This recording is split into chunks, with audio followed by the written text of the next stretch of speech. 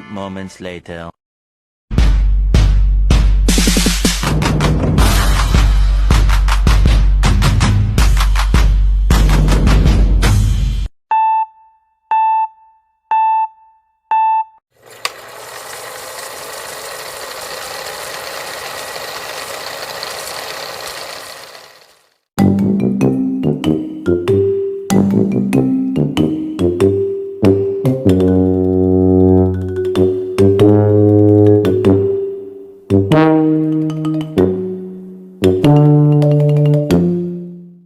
If you guys get this song, get out my face!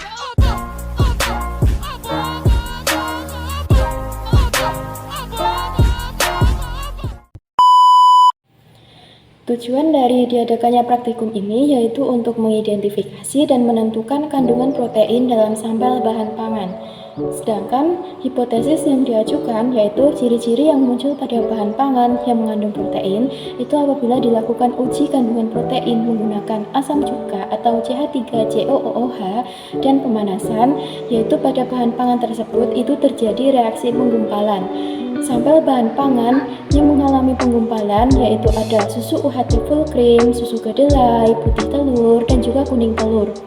Hal tersebut menandakan bahwa di dalam sampel bahan pangan tersebut mengalami penggumpalan karena adanya kandungan protein. Lain halnya dengan sampel bahan pangan yang tidak mengalami penggumpalan. Sampel bahan pangan yang tidak mengalami penggumpalan itu ada minyak goreng, kemudian kecap, dan juga larutan gula.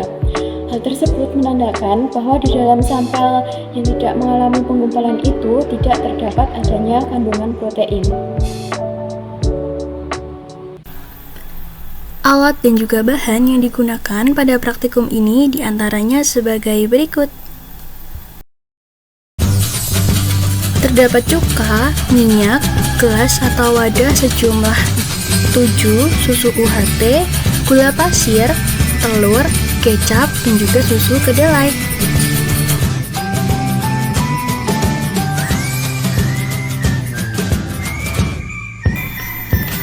Pertama, masukkan semua bahan ke dalam wadah yang telah disediakan.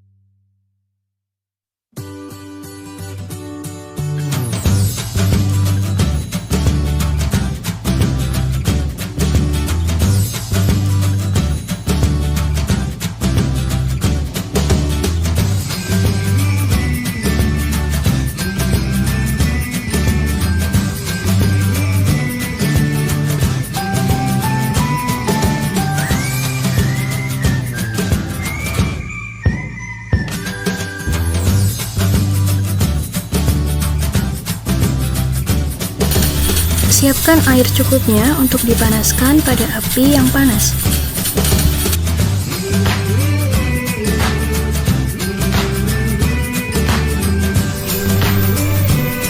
Hidupkan api dan juga panaskan air hingga mendidih.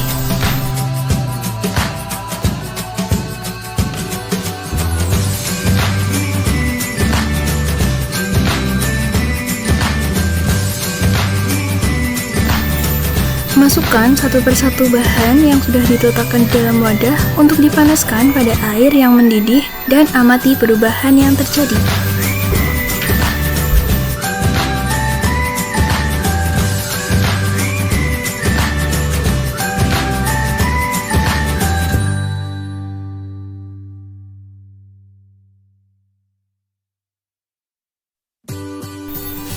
Masukkan 10 tetes cuka ke dalam setiap wadah dan amati perubahan yang terjadi.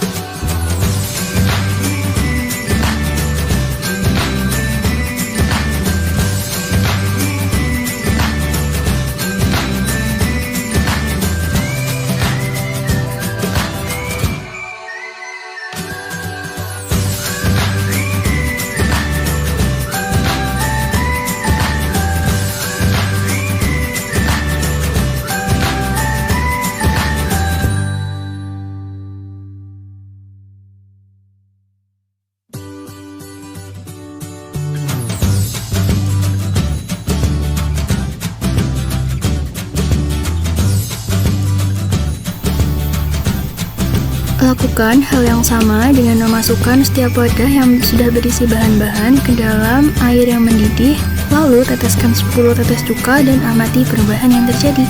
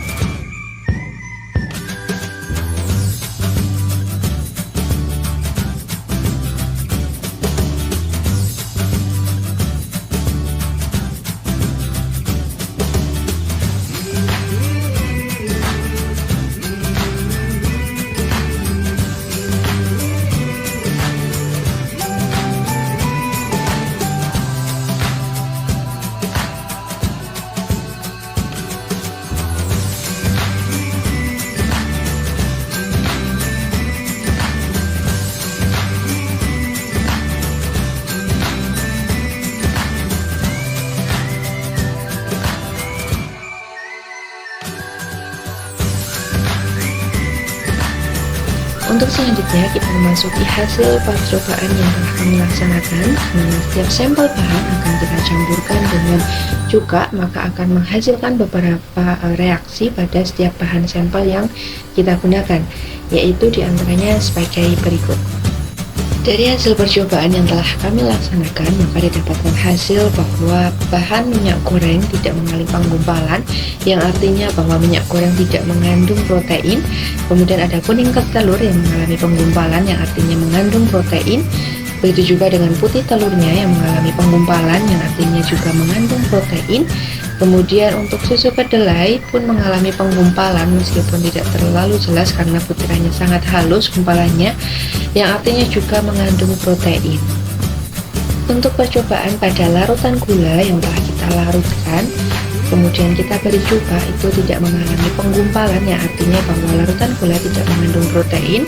Kemudian untuk kecap sendiri setelah kita berikan larutan cuka, itu mengalami penggumpalan, yang artinya bahwa kecap mengandung protein.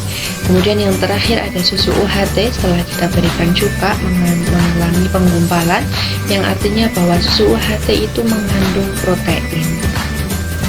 Sampel bahan pangan yang mengandung protein yaitu yang mengalami penggumpalan melalui percobaan yang telah kami laksanakan, yaitu ada susu UHT full cream, susu kedelai, putih telur, kuning telur, dan juga kecap. Sedangkan untuk sampel bahan pangan yang tidak mengandung protein atau dalam hasil percobaan tidak mengalami penggumpalan, yaitu ada dua, yaitu minyak goreng dan juga larutan gula.